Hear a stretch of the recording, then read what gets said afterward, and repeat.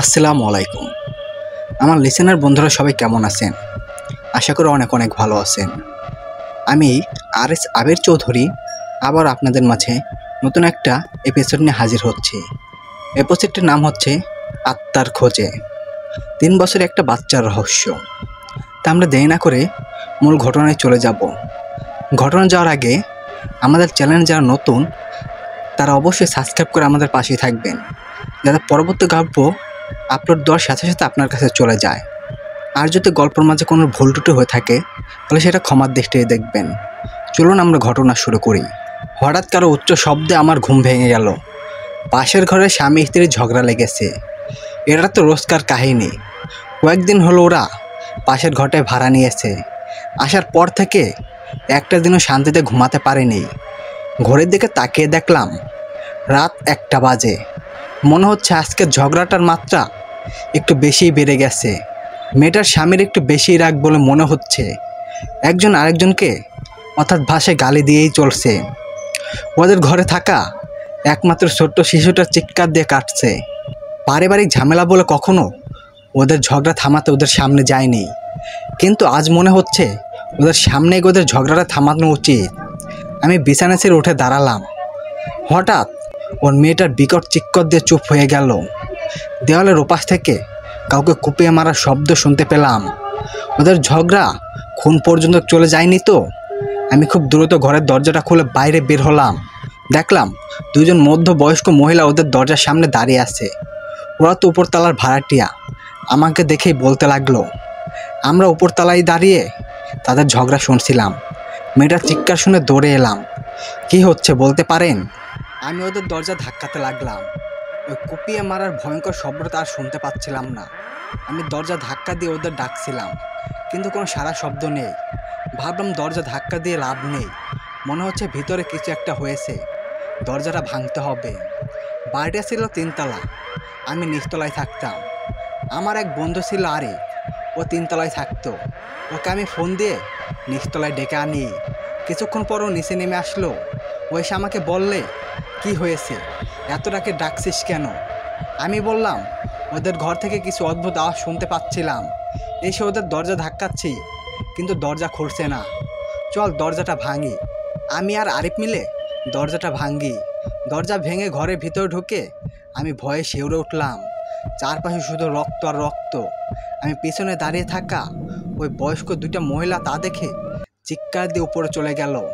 আমি দেখলাম ওই মেয়েটাকে 3 টুকরো করা হয়েছে এবং শরীরের ভিন্ন ভিন্ন স্থানে কুপিয়ে মারার চিহ্ন।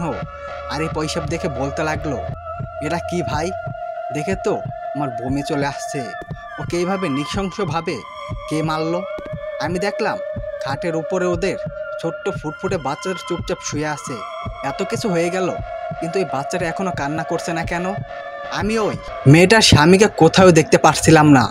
রক্তের মাঝখানে হেঁটে যাওয়ার সময় আমরা বাথরুমের দিকে চোখ পড়তেই আমার চোখ কপাল উঠে গেল। দেখলাম মেয়েটার স্বামীর কাটা মুন্ডটা চোখ মেলে তাকিয়ে আছে।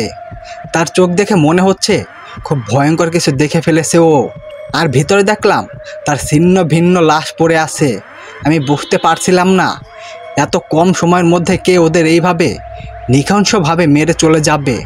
ঘরে তো ওদের একমাত্র ছোট্ট বাচ্চা ছাড়া আর কেউ নেই। ঘরের দরজা তো বন্ধ ছিল। তাহলে ঘটনাটির খবর চারিপাশে মুহূর্তের মধ্যে ছড়িয়ে গেল। আশেপাশে থাকা মানুষগুলো এখানে এসে বেশ ভিড় জমিয়ে ফেললো। অনেকে লাশগুলো দেখে চিৎকার দিয়ে পুরো এলাকা জানিয়ে দিচ্ছে যে এখানে 2টা মার্ডার হয়েছে। একজন মধ্যবয়স্ক লোক ঘরে থাকা বাচ্চাকে কোলে তুলে নিল। আমি ঘর থেকে বের হয়ে কিছুটা দূরে গিয়ে পুলিশকে ফোন দিলাম। একটু পর বাড়িওয়ালা আমিন ভাই এসে সবাইকে বলতে লাগলো, ওদের ঘর ভাড়া দেওয়াটাই আমার ভুল হয়েছে। ওরা স্বামী স্ত্রী প্রতিদিন ঝগড়া করে, কিন্তু ওরা একসাথে এইভাবে মারা গেল। ওদের নৃশংসভাবে মারল কে? ওদের ঘরের মধ্যে একটা সিসিটিভি ক্যামেরা ছিল। আমিন ভাই প্রত্যেকটা ঘরের ভিতরে সিসিটিভি ক্যামেরা লাগিয়েছেন। ওনার ল্যাপটপে সিসিটিভি ক্যামেরা সংযোগ করা ছিল। উনি ওনার ঘরে থেকে ল্যাপটপটা এনে ওই ঘরের ভিতরে ঢুকে ক্যামেরাতে কিছুক্ষণ আগে ঘটে যাওয়া সিসিটিভি ফুটেজ চেক করতে লাগলেন। হঠাৎ দেখলাম ওদের বাচ্চাটা চিৎকার দিয়ে কাঁদছিল। ওই লোকটার কাছে আর থাকতে চাইছিল না। আমার বাচ্চাটার প্রতি মায়া হচ্ছিল। আমি সামনে গিয়ে বাচ্চাকে নিজের কোলে তুলে নিলাম। হঠাৎ আমিন ভাই সিসিটিভি ক্যামেরার ভিডিও দেখে চিৎকার দিয়ে ঘরে মেঝেতে অজ্ঞান হয়ে পড়ে গেলেন। আমি দৌড় দিয়ে ঘরে ঢুকে ল্যাপটপে চলতে থাকা ভিডিওটা দেখে নিজের চোখকে বিশ্বাস করতে পারছিলাম না। আমি ভয়ে ভয়ে আমার কোলে থাকা বাচ্চাটার দিকে তাকালাম। বাচ্চাটা আমার দিকে তাকিয়ে হাসছে। আমার জীবনে আমি এতটা ভয়ঙ্কর রূপ কখনো দেখিনি। একটা 3 বছরের বাচ্চা কিভাবে সম্ভব? আমি চিৎকার দিয়ে বাচ্চাটাকে ফ্লোরে ছুঁড়ে মারলাম। হঠাৎ দেখলাম চারপাশটা অন্ধকার হয়ে গেল। চারপাশটা অন্ধকার দেখে আমার ভয়ের মাত্রা দ্বিগুণ বেড়ে গেল। আমি আমার মোবাইলটা আশেপাশে খুঁজতে লাগলাম, কিন্তু কোথায় পাচ্ছিলাম না। আমি আমার বন্ধু আরিফকে উচ্চস্বরে ডাকতে লাগলাম, কিন্তু কারো কোনো সাড়া শব্দ নেই। অন্ধকারে কিছুই দেখতে পারছিলাম না। আমি চারপাশে হাত দিয়ে সামনে এগোতে থাকলাম। হঠাৎ ওই ভয়ঙ্কর কুপিয়ে মারার শব্দ আমি আবারও শুনতে পেলাম, আর একসাথে অনেকজনের চিৎকারের আওয়াজও শুনতে পাচ্ছিলাম। ভয়ে আমার হার্টবিট বন্ধ হয়ে যাওয়া অতিক্রম হলো। বাচ্চাটি ওর মরণ খেলা আবার শুরু করে দিল না তো? হঠাৎ আমি আরিফের গলা শুনতে পেলাম। আরিফ ভয়াক্ত কণ্ঠে বলতে লাগলো, ভাই, আমার পায়ে কেউ কোপ মেরেছে, মনে হয় আমি আর বাঁচতে পারবো না। কিছু একটা হচ্ছে এখানে ভাই, এখান থেকে পালিয়ে যা। বলতে বলতে আরিফ চুপ হয়ে গেল। চারিদিকটা আবার নিশ্চুপ হয়ে গেল। বুঝতে পারছিলাম না কেউ কোনো কথা বলছে না কেন। আমার আরিফের কথা শুনে হাত পা কাঁপছিল। আমি কোনো রকম দরজার দিকে বের হয়ে গেলাম। আমি বের হয়ে মেন গেটের সামনে যেতেই আমার সামনে টর্চ লাইট হতে একদল পুলিশ উপস্থিত হলো। পুলিশকে দেখে আমার মনে হলো আমি আমার প্রাণ ফিরে পেয়েছি। ওদের মধ্যে একজন বলতে লাগলো, আমি এসআই সুমন, আমাকে ফোন করে বলা হয়েছে এখানে নাকি 2টা মার্ডার হয়েছে। আমি বললাম, হ্যাঁ, আপনাকে আমি ফোন করেছিলাম, প্লিজ আমার সাথে তাড়াতাড়ি আসুন। এসআই সুমন আর বাকি পুলিশ সদস্য টর্চলাইট হাতে ওই ঘরে ঢুকলো।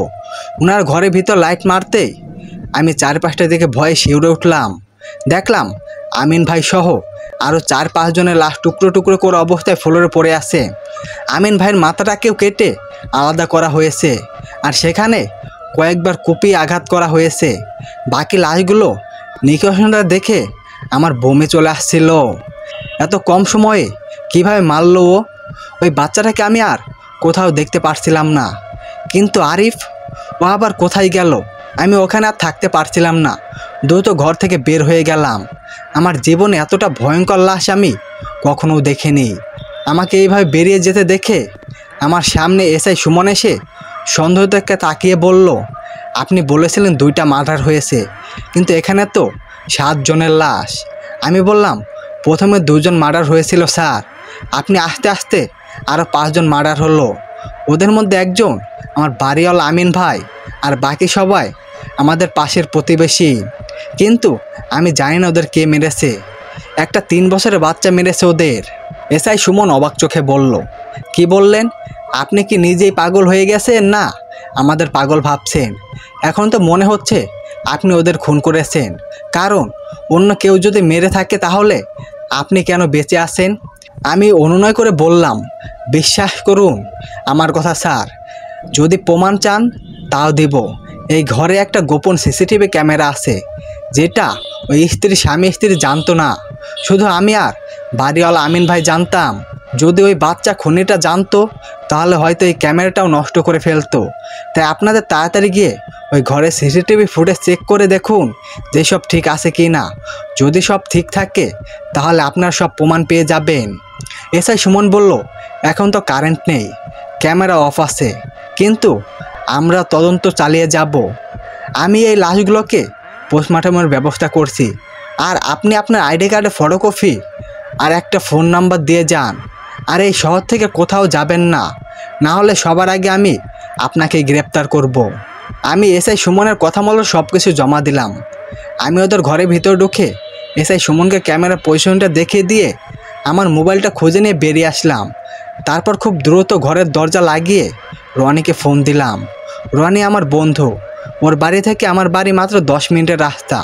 আমি ভাবলাম আজকে রাতটা ওদের বাসায় কাটাবো, তারপর সকাল হলেই আমার বাবার বাড়ি চলে যাব। বাবাকে এখনও কিছুই বলবো না, নয়তো মা জেনে গেলে অনেক টেনশন করবে। আমি রনির নাম্বারে ফোন দিলাম, কিন্তু ও ফোন ধরছে না।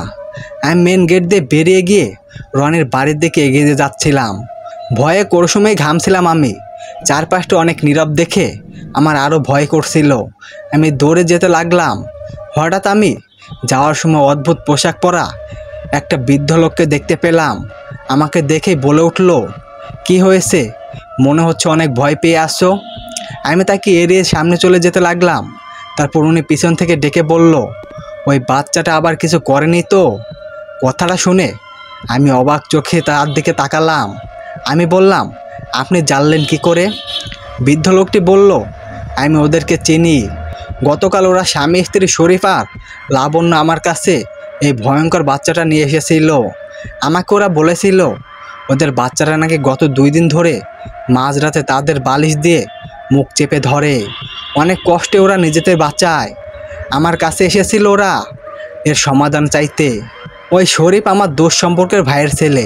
ওই বাচ্চাটা কি ওকে মেরে ফেলেছে? আমি বৃদ্ধ লোকটির কথা শুনে চুপ করে দাঁড়িয়েছিলাম। এই বৃদ্ধ লোকটি কী সব জানে, কি বলবো বুঝতে পারছিলাম না। ভয়ে আমি কথা বলার ভাষা হারিয়ে ফেলেছি। আমাকে চুপ থাকতে দেখে বৃদ্ধ লোকটি আবার বলে উঠল, বুঝতে পেরেছি, বাচ্চারা ওর কাজ করে নিয়েছে। ওদের অনেকবার বলেছিলাম বাচ্চাটি ওদের জন্য বিপজ্জনক, কিন্তু ওরা শুনেনি।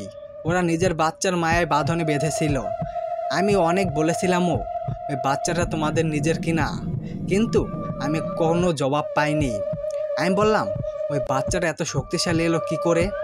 ওই বাচ্চাটা আমার আশেপাশের সবাইকে মেরে ফেলেছে, শুধু আমি ছাড়া। ও ভয়ঙ্কর রূপে আমি দেখেছি কতটা ভয়ঙ্করভাবে ওর বাবা মাকেও মেরেছিল। বৃদ্ধ লোকটি বলল, কি বলল? ওই বাচ্চাটা তোমাকে মারেনি? কিন্তু কেন? তারপর উনি আমার সামনে এসে আমার হাত ধরল। তারপর চোখ বড় বড় করে আমার দিকে তাকিয়ে বলল, আমি যাকে খুঁজছি তুমি তো সেই। তুমিই পারবে একমাত্র ওই বাচ্চাটাকে নিমিষ করতে। সেই জন্যই ওই রহস্যটা কি ওই বাচ্চাটা ওদের কি না? না হলে ওরা ওকে কোথায় থেকে পেয়েছে এসব কিছু সবার আগে তোমাকে জানতে হবে। আর এইসব খবর ওর বাবা মাই একমাত্র জানে। ওরা যদি মারা গিয়ে থাকে তাহলে তাদের আত্মার খোঁজ করো আর ওই বাচ্চাটার রহস্য জানার চেষ্টা করো। হয়তো যেটা বেঁচে থাকতে পারেনি সেটা মরার পর স্বীকার করবে। আমি বললাম, কি বলছেন আপনি? ওদের আত্মাকে খুঁজবো মানে? ওদের আত্মাকে আমি কোথায় পাবো? বৃদ্ধ লোকটি বলল, ওই বাচ্চাটার বাবা মার আত্মার খোঁজ করতে হলে তোমাকে ওই আত্মাদের দুনিয়া যেতে হবে। কিন্তু মনে রেখো, ওদের কাছে যাওয়ার রাস্তাটা অনেক কঠিন আর ভয়ঙ্কর হবে। সেটা তুমি কল্পনাও করতে পারবা না। আমি ভাবতে লাগলাম, এই বৃদ্ধ লোকটি কী বলছে? কোনো পাগলের পাল্লায় পড়লাম না তো? এমনিতেই আমার অবস্থা খারাপ, তার উপর আবার মাথা খারাপ করে দিচ্ছে।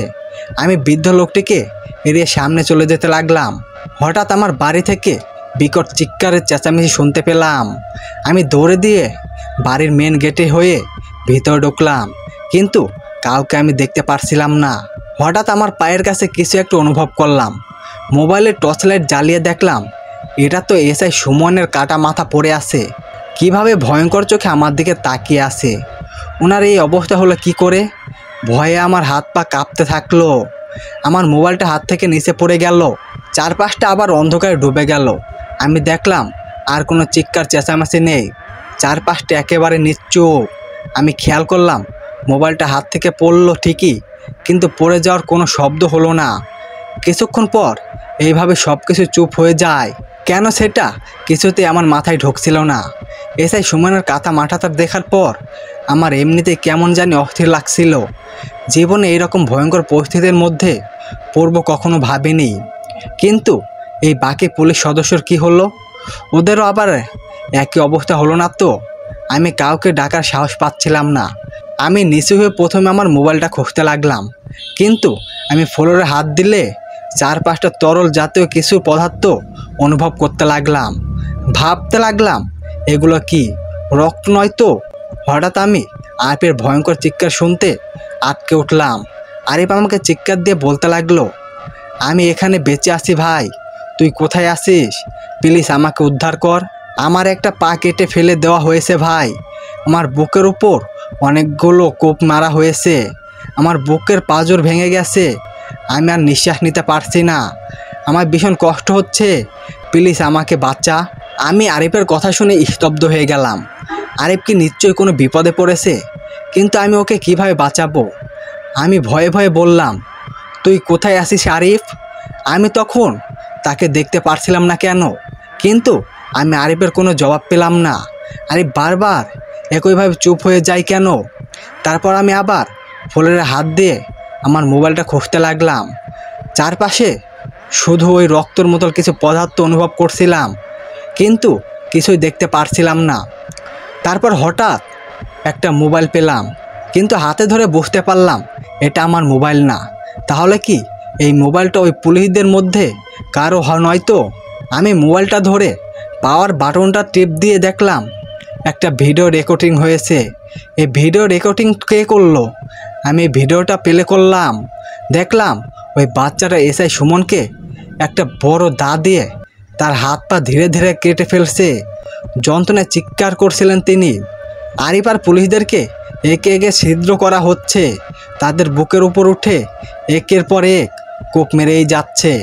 আমি আর ভিডিওটা দেখতে পারছিলাম না, ভিডিওটা বন্ধ করে ফেললাম। ভয়ে প্রচুর পরিমাপ ঘামছিলাম আমি। একটা কথা ভেবে আশ্চর্য হয়ে যাচ্ছিলাম যে এই ভিডিওটা করলো কে? বাচ্চার কি তাহলে আশেপাশে আছে? আমার মনে হচ্ছিল বাচ্চাটি আমাকে না মারলেও আমার হার্ট আটকে মারা যাব। আমি বুঝতে পারছিলাম না বাচ্চাটার গায়ে এত শক্তি এলো কী করে, আর ও এত নৃশংসভাবে সবাইকে খুন করছে কেন? হঠাৎ একটা কথা ভেবে আমার গোলমাল ঠেকছিল। ভিডিওতে আরিফের ছিদ্র করা হচ্ছিল, তার মানে আরিফ মারা গেছে। যদি আরিফ মারা গিয়ে থাকে তাহলে এতক্ষণ কে কথা বলছিল? ভয়ে আমার গা শিউরে উঠল। হঠাৎ আমি কারো পায়ের আওয়াজ শুনতে পেলাম। আমি তড়িঘড়ি করে ওই মোবাইলটার টর্চটা জ্বালালাম। তারপর আমি সামনের দিকে লাইট ধরতেই ভয়ে কেঁপে উঠলাম। দেখলাম ওই বাচ্চাটা আমার দিকে ভয়ঙ্কর চোখে তাকিয়ে কাটারি হাতে নিয়ে দাঁড়িয়ে আছে। আমি দেখা মাত্রই চিৎকার দিয়ে কোনোরকম বাড়ির মেন গেট দিয়ে বাইরে বের হয়ে এলাম। হাতের মোবাইলটা হয়তো সেখানেই ফেলে এসেছি। আমি দ্রুত দৌড় দিতে লাগলাম। আমার মাথায় কোনো কিছুই কাজ করছিল না। নিজেকে সাহস দিয়ে বললাম, ওই বৃদ্ধ লোকটি তো বলেছিল যে ওই বাচ্চাটি আমাকে মারবে না, কিন্তু উনি কি সত্যি বলেছিলেন? কিছুক্ষণ দৌড়ানোর পর হঠাৎ একটা কথা ভেবে দাঁড়িয়ে গেলাম। ভাবতে লাগলাম, এত চিৎকার চেঁচামেচি শুনে তো আশেপাশের মানুষদের চলে আসার কথা, কিন্তু ওরা আসছে না কেন? হয়তো এত রাতে কেউ বের হচ্ছে না। আমি বাড়ির অনেকটা দূরে পৌঁছে গেছি। আমি এক জায়গায় দাঁড়িয়ে জোরে জোরে শ্বাস নিতে লাগলাম। আমার বুকের প্রচুর ব্যথা হচ্ছিল। আমার এখন খুব দ্রুত রনির বাসায় যেতে হবে। মনে হচ্ছে রনির বাসাটা আমি পিছনে ফেলে এসেছি, কিন্তু ওর বাসার মেন গেট তো বন্ধ থাকে। হাতের মোবাইলটাও নেই। এখন ওর সাথে যোগাযোগ ছাড়া ওর বাসায় যাব কি করে? আমি দাঁড়িয়ে হাঁপাতে থাকলাম। হঠাৎ পিছন থেকে কেউ হাত দিল। আমি চমকে উঠলাম। পিছনে ফিরে দেখলাম ওই বৃদ্ধ লোকটি দাঁড়িয়ে আছে। আমাকে বলে উঠল, তুমি আমার কথা না শুনে এইভাবে চলে যাচ্ছিলে কেন? আমার খুব শ্বাসকষ্ট হচ্ছিল, আমি কথা বলতে পারছিলাম না। তাও কোনো রকম বললাম, ওই বাচ্চাটা আমার পিছনে নিয়েছে, প্লিজ আমাকে বাঁচান। বৃদ্ধ লোকটি বলল, তুমি নিজেই নিজেকে বাঁচাতে পারবে ওই বাচ্চাটাকে মেরে। এই জন্যই বলেছিলাম তুমি বাচ্চাটার বাবা মার আত্মার খোঁজে ওই রহস্যটা জানার চেষ্টা করো, একমাত্র তোমার দ্বারাই এটা সম্ভব। তারপর আমি বললাম, ওকে কিভাবে মারতে হবে? আমি এবার রেগে গিয়ে বললাম, কি অদ্ভুত কথা বলছেন আপনি? আমি কোনো আত্মাকে খুঁজতে পারবো না। আপনি নিজে গিয়ে ওদের খুঁজুন। আর আপনার নিজের পরিচয় তো এখনও আমাকে দিলেন না। দেখলাম বৃদ্ধ লোকটি চুপচাপ দাঁড়িয়ে আছে। মনে হচ্ছে কিছু একটা দেখে ভয় পেয়ে আসছেন উনি। তারপর আমাকে ভারী কণ্ঠে বলে উঠল, আমার এখানে থাকাটা আর মনে হচ্ছে ঠিক হবে না। আমি এইমাত্র ওই বাচ্চাটাকে একটা কাটারি হাতে দেখতে পেলাম। ও কোথায় যেন যাচ্ছে। মনে হচ্ছে ও সব শুনে নিয়েছে আমার কথা। আমি এখন চলে যাচ্ছি, পরে দেখা করব। সেই কথাতে ভয়ে ভয়ে বলে দৌড়ে চলে যেতে লাগলো বৃদ্ধ লোকটি। কিন্তু ওনার দৌড় আমার হাতার গোটের মতোই। আমি ধীরে ধীরে রনির বাসায় যেতে লাগলাম। রনি নিচতলায় থাকে। যদি ডাক দিয়ে ওকে পেয়ে যায় তাহলে আজকের রাতটা কোনো মতেই পার করতে পারবো। হাতে ঘড়ি মোবাইল কিছুই ছিল না, তাই সময় জ্ঞানও নেই। আমি রনির বাড়ির দিকে গিয়ে কিছুটা অবাক হয়ে গেলাম। বাড়ির মেন গেট তো খোলা, ওদের মেন গেট তো কখনোই খোলা থাকে না। আমি ভিতরে ঢুকে দেখতে পেলাম রনির ঘরের দরজাও খোলা। আমার কাছে জিনিসটা কেমন ঘটকা লাগছিল। রনির কিছু হয়ে গেল না তো? রনি আমার মতোই ব্যাচেলার থাকতো, এত রাতে ওর ঘরের দরজা খোলা মোটেও স্বাভাবিক বলে মনে হচ্ছিল না। আমি ভয়ে ভয়ে ওর দরজার সামনে গিয়ে ভিতরে ঢুকলাম। ঘরের লাইট জ্বালানো ছিল আর ঘরে আসবাবপত্র কিছুটা এলোমেলো ছিল। তারপর আমি দেখলাম রনি তার খাটে উপর চুপচাপ বসে আছে। আমি রনিকে ডেকে বললাম, রনি, তুই এত রাতে এইভাবে ঘরের দরজা খুলে চুপচাপ বসে আছিস কেন? রনি আমার দিকে অবাক চোখে তাকিয়ে বলল, এত রাতে তুই এখানে? আর কি অবস্থা হয়েছে তোর? তোর পুরো জামা কাপড় রক্ত লাগলো কি করে? আমি রনিকে ভয়ে কিছুই বলতে পারছিলাম না। জানি রনি আমার কথা শুনে বিশ্বাস করবে না, তবুও বললাম, আমাদের বাড়িতে খুন হয়েছে, তুই শুনিসনি? রনি বলল, খুন? কখন? আমার কাছে তো কখনো খবর আসেনি। আর তুই আমাকে ফোন দিছিলি না কেন? আমি বললাম, তোর ফোন বন্ধ ছিল, তোকে আমি ফোন দিয়ে পাচ্ছিলাম না। রনি ওর ফোনটা হাতে নিয়ে বলল, দূর, ফোনটাও তো সাইলেন্ট করে রেখেছিলাম, এই জন্যই শুনতে পাইনি। আচ্ছা, তোর উপরতলায় তো আরিফ ছিল, ও কোথায় গেছে? আমি বললাম, আরিফ আর নেই রে ভাই, আরিফও খুন হয়ে গেছে। রনি আমার কথা শুনে উচ্চস্বরে বলতে লাগলো, কি বলছিস তুই? আরিফও খুন হয়ে গেছে মানে? আমি ভয়াক্ত কণ্ঠে রনিকে বলতে লাগলাম, ও খুব ভয়ঙ্কর, ও সবাইকে মেরে ফেলেছে, মনে হচ্ছে আমিও বাঁচতে পারবো না।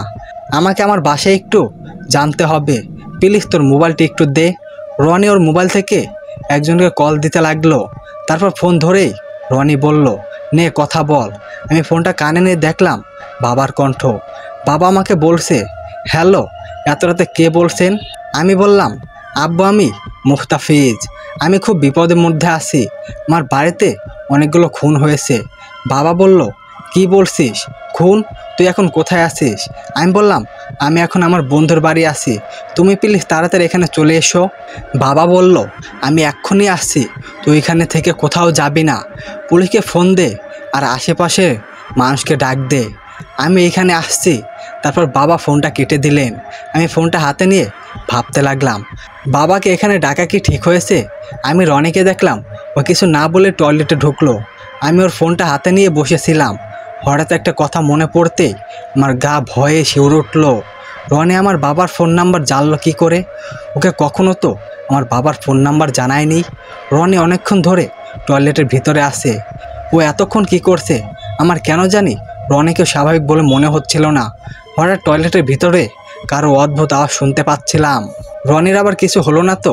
হঠাৎ রনিকে দেখলাম টয়লেটের দরজা ভিতর থেকে ধাক্কা দিতে লাগলো। আমি রনিকে বললাম, কি হয়েছে ভাই, তুই ভিতর থেকে এভাবে দরজা ধাক্কাচ্ছিস কেন? রনি কোনো জবাব দিল না। আমি আবার বললাম, কিরে, তুই কোনো কথা বলছিস না কেন? রনি তখন বলে উঠল, টয়লেট কমোডের ভিতরে পিছলে গিয়ে আমার পা আটকে গিয়েছে ভাই। আমি টান দিতে গিয়ে আমার পায়ের গোড়ালি অর্ধেকটা আলটা হয়ে গেছে। এখন আমার পা থেকে প্রচুর পরিমাণ রক্ত পড়ছে, আমি উঠে দাঁড়াতে পারছি না, প্লিজ আমাকে বাঁচা। আমি রনির কথা শুনে আমার গলা শুকিয়ে গেল। রনি এই বিপদ থেকে আমি ওকে বাঁচাবো কি করে? আমি রনির টয়লেটের দরজা ভাঙতে সজোরে ধাক্কা দিতে লাগলাম, কিন্তু আমি কোনো মতেই দরজা ভাঙতে পারছিলাম না। টয়লেটের ভিতর রনির যন্ত্রণাদায়ক চিৎকার দিয়ে কাঁদতে লাগলো। আমি রনিকে আশ্বাস দিতে বলতে লাগলাম, কিছুক্ষণ ধৈর্য ধরে থাক ভাই, আমি দরজাটা ভাঙার চেষ্টা করছি। হঠাৎ আমি আমার পাশে কাউকে অনুভব করতে লাগলাম, মনে হচ্ছে আমার পাশে কেউ দাঁড়িয়ে আমার দিকে তাকিয়ে আসছে। আমি পাশে ফিরে তাকাতেই দেখলাম ওই বাচ্চাটা একটা বড় কাটারি হাতে নিয়ে এক দৃষ্টিতে আমার দিকে তাকিয়ে আছে। আমার ভয়ের আত্মা কেঁপে উঠল। এই দৃশ্য দেখে আমার মনে হচ্ছিল আমি এখনই হার্ট অ্যাটাক করব। আমি ভয়ে ভয়ে রনিকে বলতে লাগলাম, ভাই, ওই খুনিটা তো ঘরের ভিতরে এসে পড়েছে। কিন্তু রনির কোনো জবাব দিল না। আমি ধীরে ধীরে ঘরের দরজার দিকে এগিয়ে যাচ্ছিলাম। হঠাৎ রনির কান্না ভরা কণ্ঠ বলতে লাগলো, দরজাটা ভেঙে ফেল ভাই, আমার ভীষণ কষ্ট হচ্ছে, আমি দরজাটা খুলতে পারছি না। আমি কি করব কিছুই বুঝতে পারছিলাম না। আমার বাচ্চাটাকে দেখে ভীষণ ভয় করছিল। হঠাৎ দেখলাম ওই বাচ্চাটা টয়লেটের দরজা ভেঙে ভিতরে ঢুকে রনিকে ইচ্ছা মতো কুপিয়ে মারতে লাগলো। রনির দেহর কিছু অংশ চারিদিকে ছিটিয়ে পড়তে লাগলো। আমি ভয়ের তো কণ্ঠে চিৎকার দিয়ে বলতে লাগলাম, তুই রনিকে এইভাবে মারলি কেন? ছেড়ে দে ওকে, ও তোর কি ক্ষতি করেছে? কিছুক্ষণ পর রনির কথা বন্ধ হয়ে গেল। বুঝতে পারছিলাম হয়তো রনিও আরিফের মতো অনেক কষ্ট পেয়ে দুনিয়া ছেড়ে চলে গেছে। এতটা ভয়ঙ্কর মৃত্যু রনির হবে রনি হয়তো কখনো কল্পনাও করতে পারেনি। আমি দেখলাম বাচ্চাটি এবার কাঠের হাতে করে নিয়ে আমার সামনে এগিয়ে আসছে। আমি ভয়ে কাঁপতে লাগলাম। মনে হচ্ছিল এই বুঝি এক কোপে আমার কল্লা দেহ থেকে নামিয়ে দেবে। আমি পিছনে ফিরে কোনো রকম দৌড় দিয়ে ওই বাড়ি থেকে বের হয়ে যাই। আমি মেন রাস্তার দিকে যাওয়ার জন্য দৌড়াতে থাকি। মনে হচ্ছিল আজকে আমার জীবনের সেই দিন, আমি আর বাঁচতে পারবো না। হঠাৎ আমি ফজরের নামাজের আজান শুনতে পেলাম। আজান শুনে আমার মনের মধ্যে এক ধরনের শান্তি চলে আসলো। আমি দৌড়িয়ে অনেক হাঁপিয়ে গিয়েছিলাম। আশেপাশে শুধু তাকিয়ে দেখছিলাম ওই বাচ্চাটা আমার পিছু নিচ্ছে নয়তো। আমি একটা চায়ের দোকানের সামনে এসে বেঞ্চে পেয়ে সেখানে বসে পড়ি। আমার পানি পিপাসা পেয়েছে খুব। আমি রনির মোবাইলটা হাতে করে নিয়ে এসেছি। রনির জন্য খুব কষ্ট হচ্ছিল। রনির মোবাইলে ওর ছবিটা দেখে আমি কাঁদতে লাগলাম। ওই বাচ্চারা রনিকে কেন মারতে গেল? এক রাতে আমার সবচেয়ে দুইজন ভালো বন্ধু হারিয়ে ফেললাম। যদি বেঁচে থাকি হয়তো এই বাচ্চাটার কথা আমি কখনো ভুলতে পারবো না। আমি ভাবলাম রনির বাবা মাকে এই খবর জানানো উচিত। তারপর মোবাইলের কন্ট্যাক্ট লিস্টে রনির বাবা মার নাম্বার খুঁজতে গিয়ে আমি আমার বাবার নাম্বার সেভ করে দেখতে পেলাম। রনির মোবাইলে আমার বাবার নাম্বার এলো কী করে? পরক্ষণেই মনে পড়লো রনিকে আমি আমার একটা ইমেল আইডি দিয়েছিলাম। সেই আইডিতে আমার বাবার নাম্বার অ্যাড করা ছিল। হয়তো সেইভাবেই পেয়েছে। আমি রনির বাবার নাম্বারে কল দিলাম, কিন্তু উনি ফোন রিসিভ করছিলেন না। ভোর হতে চললো। মোবাইলের দিকে তাকিয়ে দেখলাম 5টা বেজে গেছে। ভাবলাম মসজিদে গিয়ে নামাজটা পড়ে আসি, পানি ওখান থেকে খেয়ে নেব। মোবাইলও সাথে আছে, প্রবলেম নেই। যদি বাবা এসে ফোন দেয় তাহলে এই দিকে আসবেও। কিন্তু এই অবস্থায় আমি মসজিদে ঢুকবো কী করে? তবে যাই হোক, আমার এখন মসজিদ যেতেই হবে। বাড়িতে একা যাওয়ার সাহস নেই। আমি নামাজ পড়ে বের হওয়ার কিছুক্ষণ পরে বাবা ফোন দিল। আমি ফোন রিসিভ করলাম, কিন্তু আমি শুনতে পেলাম আমার মায়ের কণ্ঠ। মা কান্না ভরা কণ্ঠে বলতে লাগলো, কোথায় আছিস তুই বাবা? ঠিক আছিস তো? আমি আর তোর বাবা পুলিশ নিয়ে তোর বাড়ির দিকে যাচ্ছি, তুই জলদি আয় বাবা। আমি মাকে বললাম, ওকে আমি আসছি মা। ফোনটা কেটে দিয়ে আমি দ্রুত বাড়ির দিকে যেতে লাগলাম। সূর্যের আলো চারিদিকে ছড়িয়ে পড়েছে। তার উপর আমার বাবা মা আমার সঙ্গে আছে, তাই সাহস বেড়ে গিয়েছিল কয়েক গুণ। আমার মাথায় এক প্রকার শান্তি চলে আসছিল। মনে হচ্ছিল অনেক দুঃশান্তি থেকেও মুক্ত হয়েছি। আশেপাশে কিছু দোকানও খুলে গিয়েছিল। হঠাৎ আমি আমার এলাকার সজীব ভাইকে দেখতে পেলাম। উনি আমাকে দেখে বলে উঠল, কাল রাতে আপনাদের ঘরে কিছু হয়েছিল নাকি ভাই? আমি বললাম, হ্যাঁ ভাই, আপনি কোথায় ছিলেন? সজীব ভাই বলল, আমি তো ঘুমিয়েছিলাম। আমি রাত করে বাইরে বের হই না, ভীষণ ভয় পাই। আমি শুনেছি ওখানে নাকি খুন হয়েছে। আমি বললাম, হ্যাঁ, অনেক সাংঘাতিক খুন হয়েছে, কিন্তু আপনাদের মতো কিছু লোক ঘরের ভিতরে ঢুকে বসেছিলেন। এতগুলো খুন হয়েছে, কিন্তু আপনারা কিছুই জানেন না। আমাদের বাড়িতে রাতে কতটা ঝড় বয়ে গিয়েছিল সেটা একমাত্র আমিই জানি। সেই কথাটা খুব রাগ করেই বলেছিলাম। সজীব ভাই আমার কথা শুনে হতভম্ব হয়ে দাঁড়িয়ে রইল। তারপর আমি আর কোনো কথা না বলে আমার বাড়ির দিকে যেতে লাগলাম। আমি বাড়ির দিকে গিয়ে দেখলাম কয়েকজন পুলিশ আর আমার বাবা মা দাঁড়িয়ে আছে। আরও কাছে এসে দেখতে বেশ কয়েকজন লোক ভিড় জমে গেছে। আমার বাবা মা আমাকে দেখেই কাছে ছুটে আসলো। তারপর আমার বাবা মা বলতে লাগলো, কোথায় খুন হয়েছে? কোথাও তো কোনো লাশ দেখতে পাচ্ছি না। তোদের পুরো বাড়ি দেখি ফাঁকা, তোদের বাড়ির কোনো মানুষকেই তো দেখতে পাচ্ছি না। মায়ের কথা শুনে ভয়ে চমকে উঠলাম।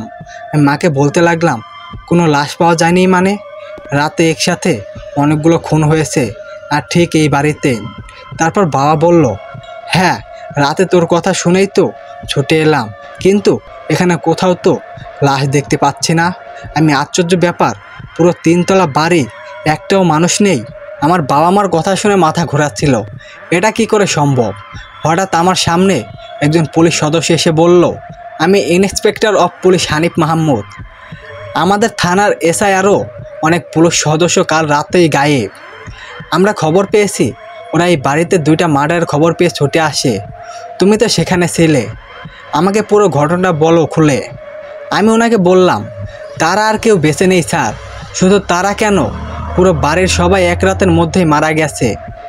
হানিফ স্যার বললেন, তারা যদি মারা গিয়ে থাকে তাহলে তাদের লাশ গেল কোথায়?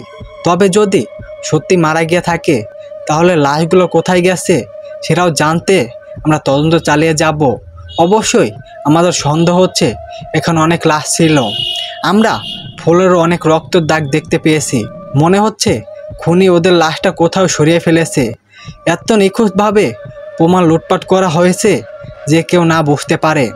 তুমি কি জানো এর পেছনে মূল ঘটনা কি? আমি ভয়ে ভয়ে বলতে লাগলাম, জানি স্যার, খুব সাংঘাতিক খুনিও। আমি ওর ভয়ঙ্কর রূপ দেখেছি। ওর বাবা মাকেও মেরে ফেলেছে, আমার 2 বন্ধুকেও মেরে ফেলেছে।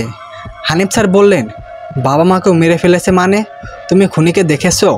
আমি বললাম, হ্যাঁ স্যার, একটা 3 বছরের বাচ্চা সবাইকে মেরে ফেলেছে। হয়তো আল্লাহর রহমতে যে আমি এখনও বেঁচে আছি।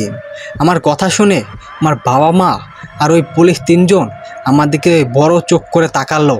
তারপর বাবা আমাকে ধাক্কা দিয়ে বলল, এইসব কি বলছিস তুই? তোর মাথা ঠিক আছে? আমি বললাম, আমি ঠিক বলছি, প্লিজ আমার কথা বিশ্বাস করো। বাড়িওয়ালার প্রত্যেকটা ভাড়াটিয়ার ঘরে গোপন সিসির ক্যামেরা লাগিয়েছিল। যে ঘরে এতগুলো খুন হয়েছে সেই ঘরেও একটা সিসিটিভি ক্যামেরা লাগানো ছিল। আমি প্রথমে ওই ক্যামেরাতে ওই ভয়ঙ্কর রূপ দেখতে পাই। হানিফ স্যার আমার কথা শুনে বলতে লাগলো, তোমার বাড়িওয়ালা সব ঘরে এইভাবে ক্যামেরা লাগিয়েছিল কেন? আমি বললাম, আমি জানি না স্যার, উনি সবার ঘরে এমন জায়গায় ক্যামেরা লাগিয়েছিলেন যে কেউ খেয়ালই করেনি। আমি খুন হওয়ার 2 দিন আগে এটা জানতে পারি। আমি জানতে পেরে আমার রুমের ক্যামেরাটা সরিয়ে ফেলেছি, কিন্তু আমি আমার বন্ধু আরিফকে ছাড়া আর বাকি ভাড়াটিয়াদের জানাতে পারিনি। কিন্তু আরিফ জানার পরও তার ক্যামেরা সরিয়ে ফেলেনি। হানিফ স্যার বললেন, তোমার কথা শুনে মনে হচ্ছে বাড়িওয়ালা ভালো লোক ছিল না, আর এটা মনে হচ্ছে এসব খুনের পেছনে তোমার বাড়িওয়ালারও হাত আছে। আমি বললাম, না স্যার, উনি বদ চরিত্রের লোক ছিলেন এটা ঠিক আছে, কিন্তু খুন উনি করেননি। উনি তো নিজে অনেক জঘন্যভাবে খুন হয়েছেন। খুন করেছে ওই 3 বছরের বাচ্চা ছেলেটা। মা আমার কথা শুনে কাঁদতে কাঁদতে বললেন, চুপ কর, এসব ভুলভাল কথা বলছিস না। এতগুলো খুন দেখে হয়তো তোর মাথা খারাপ হয়ে গেছে বাবা। হানিফ স্যার আমার মাকে থামিয়ে দিয়ে বলতে লাগলো, থাক, আপনার ছেলে নিশ্চয়ই কোনো দেখা ভুল হয়েছে। যে খুন করেছে সে অন্তত পাক্কা খেলোয়াড়। আমি এই বাড়ির সমস্ত সিসিটিভি ক্যামেরা চেক করে দেখি কোনো ক্লু পাই কি না। হানিফ স্যার তারপরে আমাকে নিয়ে বাড়ির ভিতরে চলে গেলেন। বাড়ির ভিতরে ঢুকে বেশ অবাক হয়ে গেলাম। কোথায় লাশ? চারিদিকে কোনো লাশের বিন্দু মাত্রও নেই। লাশগুলো এই বাচ্চা আবার সরিয়ে ফেলে নেই তো? তারপর হানিফ স্যার তার সঙ্গে থাকা প্রত্যেকটা পুলিশ সদস্যকে বললেন, তোমরা প্রত্যেকটা ঘরে গিয়ে চেক করে দেখো সিসিটিভি ক্যামেরা কোথায় লাগানো আছে। তারপর প্রত্যেক ঘরে সিসিটিভি ফুটেজ চেক করো, দেখো কিছু দেখতে পাও কি না। তারপর আমাকে জানাবে। আমি আর হানিফ স্যার শরীফ আর লাবণ্যর ঘরে ঢুকলাম। চারিদিকে রক্তের দাগ ছিল, কিন্তু কোথাও লাশ দেখতে পাচ্ছিলাম না। আমি ঘরের ক্যামেরার দিকে তাকাতেই চমকে উঠলাম, ক্যামেরাটা কেউ ভেঙে ফেলেছে। হানিফ স্যার আমাকে বলল, এই ঘরে কে থাকতো? রক্তের দাগ এই রুম ছাড়া অন্য কোথাও তো দেখতে পাচ্ছি না। আমি বললাম, এই ঘরে স্বামী স্ত্রী শরীফ আর লাবণ্য আর তাদের ছোট্ট বাচ্চা ছেলেটা থাকতো স্যার। খুনের সূচনাটা এখান থেকে প্রথমে শুরু হয়। মনে হচ্ছে খুনি এই ঘরে ক্যামেরাটা নষ্ট করে ফেলেছে। হানিফ স্যার বললেন, খুনি যাই করুক না কেন আমাদের হাত থেকে বাঁচতে পারবে না। কিন্তু এটা ভেবে পাচ্ছি না, আমাদের পুলিশ অফিসারগুলোর হাতে তো অস্ত্র ছিল, তাহলে এটা কিভাবে সম্ভব? খুব সাংঘাতিক খুন বলে মনে হচ্ছে। লাশগুলো কোথায় আছে সেটাও জানতে হবে। আমি এখনও বিশ্বাস করতে পারছি না আমাদের সৎ পুলিশ অফিসার সুমন মারা গেছে। আমার আগে সবটা জানতে হবে যে ঠিক কি হয়েছিল। হঠাৎ 3 তলা থেকে একজন পুলিশ সদস্য চিৎকার দিয়ে উঠল। আমার মনে হচ্ছিল এটা আরিফের ঘরের থেকে। আমি আর হানিফ স্যার দ্রুত 3 তলায় পৌঁছালাম। হানিফ স্যার আরিফের ঘরে ঢুকে ওই পুলিশ সদস্যকে বলল, কি হয়েছে শুভ, তুমি এইভাবে চিৎকার দিলে কেন? ওই পুলিশ সদস্য ভয়ে ভয়ে বললেন, এই ঘরের সিসিটিভি ফুটেজটা রাত 1টা বাজার আগে থেকেই একটু দেখুন। আমি বেশ অবাক হয়ে গেলাম, আরিফের ঘরে আবার কি হতে পারে? তারপর আমি আর হানিফ স্যার ল্যাপটপে আরিফের ঘরে রাতে খুন হওয়ার কিছুক্ষণ আগের সিসিটিভি ফুটেজটা দেখতে লাগলাম।